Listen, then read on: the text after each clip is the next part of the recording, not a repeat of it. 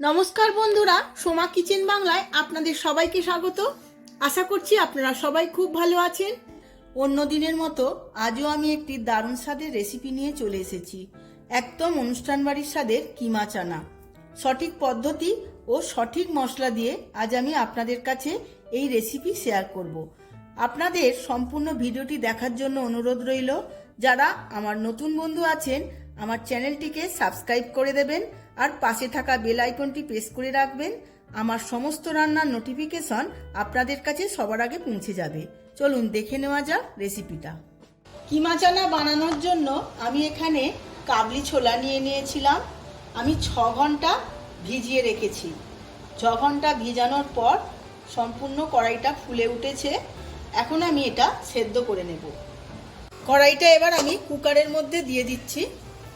আমি আগে থাকতেই কুকারে জল নিয়ে নিয়েছিলাম। এর মধ্যে দিয়ে দেব আমি 3টে তেজপাতা, অল্প একটু গরম মশলা, এর মধ্যে রয়েছে ছোট এলাচ, লবঙ্গ, দারচিনি, বড় এলাচ একটা, আর কিছুটা জয়িত্রী।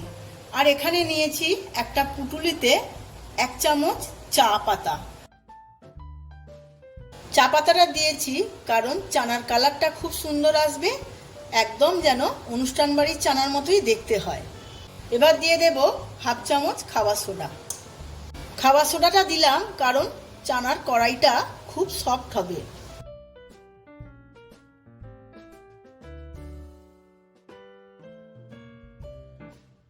কড়া বসিয়ে দিয়েছি। আমি 4 চামচের মতো তেল দিয়ে দিয়েছি। তেল গরম হয়ে গেছে। এর মধ্যে দিয়ে দেব 2টো শুকনো লঙ্কা আর 1 চামচ জিরে।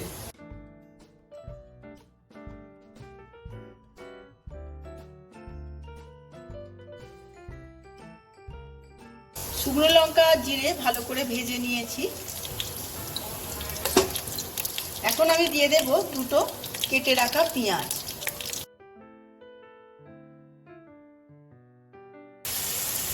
পেঁয়াজ আমি খুবই ছোট ছোট করে কেটে নিয়েছি। পেঁয়াজটা আমি ভালো করে ভেজে নেব। এই পেঁয়াজ ভাজার মধ্যে আমি দিয়ে দেব 1 চামচ চিনি আর অল্প একটু নুন।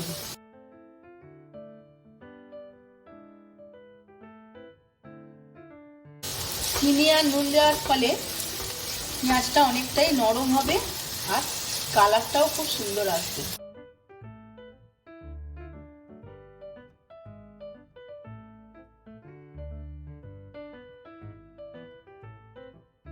পেঁয়াজটা একদম আমি বাদামি করে ভেজে নিয়েছি। এর মধ্যে আমি আরেকটা পেঁয়াজ বেটে নিয়েছিলাম, সেটা দিয়ে দেব।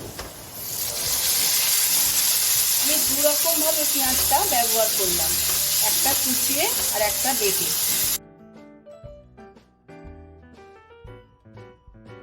এর মধ্যে দিয়ে দেব 2 চামচ আদা রসুন বাটা।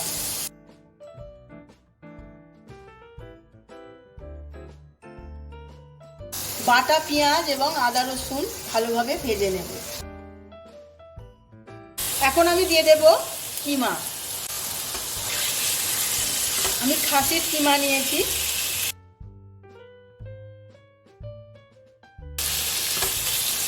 পেঁয়াজ আদা রসুনের সঙ্গে কিমাটা আমি ভালোভাবে ভেজে নেব।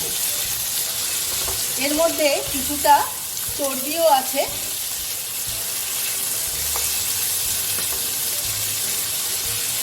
চর্বিটা দিয়েছি খুব সুন্দর একটা টেস্ট হবে বলে। পেঁয়াজ আদা রসুনের সঙ্গে কিমাটা আমার ভালোভাবে ভাজা হয়ে গেছে। এখন আমি কিছু গুঁড়ো মশলা দিয়ে দেব। হলুদ গুঁড়ো, লাল লঙ্কার গুঁড়ো, ধনে গুঁড়ো, জিরে গুঁড়ো। এর মধ্যে অল্প একটু জল দিয়ে দেব। সমস্ত কিছু আরও একবার ভালোভাবে কষিয়ে নেব।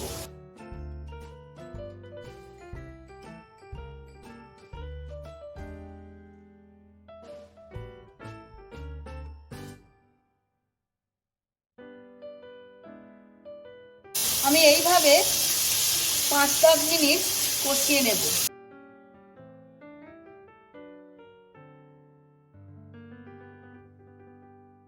সমস্ত কিছু কষাতে কষাতে আমি 2টো টমেটো পেস্ট করে নিয়েছিলাম, সেটা দিয়ে দেব।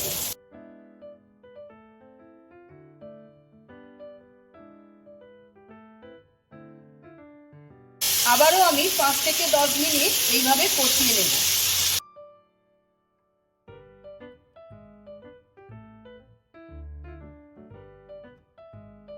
সমস্ত মশলাটা কিমার সাথে ভালোভাবে কষানো হয়ে গেছে।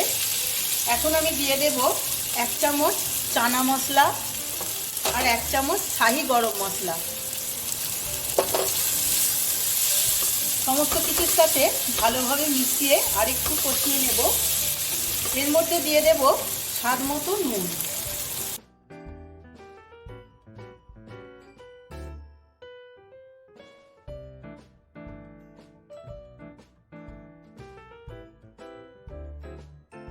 এখন দিয়ে দেব অল্প একটু গরম জল।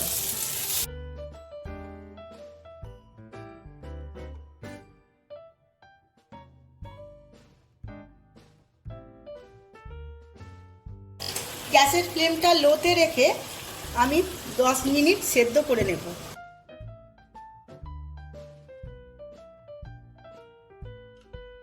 সমস্ত মশলাটা আমার রেডি হয়ে গেছে। কাবলি চানাটাও আমার সেদ্ধ হয়ে গেছে। এর মধ্যে থেকে আমি চায়ের যে পুটুলিটা ছিল সেটা তুলে ফেলে দেব।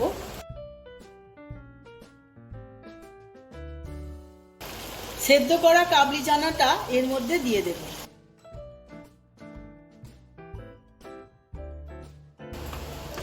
মশলার সাথে কাবলি চানাটা কিছুক্ষণ সেদ্ধ করে নেব।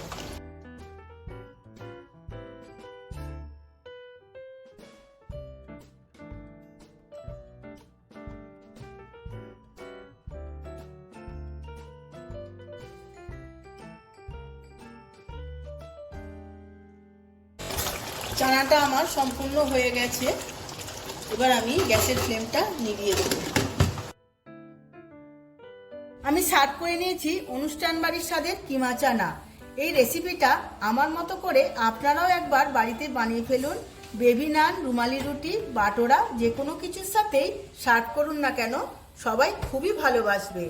আমার ভিডিওটা যদি ভালো লেগে থাকে প্রচুর প্রচুর লাইক, শেয়ার, কমেন্ট করবেন। আজ তাহলে আসি, আবার দেখা হবে পরবর্তী ভিডিওতে নতুন রেসিপি নিয়ে। ধন্যবাদ।